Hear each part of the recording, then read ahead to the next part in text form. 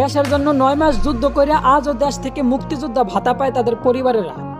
অথচ বছরের পর বছর নিজের দেশকে রেমিটেন্স দেওয়ার জন্য যুদ্ধ করতেছে প্রবাসীরা। সেই প্রবাসীদের লাশটাই নাকি ইউএস বিমান বহন করতে পারবে না।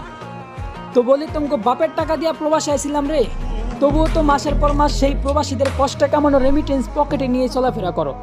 সব প্রবাসীরা মিল্লা যখন তোমাদের ওই ইউএস বিমান বয়কট করে দিমু, তখন দেখবো ঠোঙ্গার মতো খালি বিমান আকাশে ওরা কি করো। বলি, জিন্দা প্রবাসীর কষ্টে কামানো রেমিটেন্স দিয়া বিমান তৈরি করিয়া আবার সেই বিমানেই প্রবাসীদের মৃতদেহটাই নিতে অস্বীকার করলা। বিষয়টা এমন হইল না যে সারা রাত নিজের ইজ্জত মানুষের কাছে বিলাইয়া আবার ভোররাত্রে উজু করে নামাজে দাঁড়াইলা।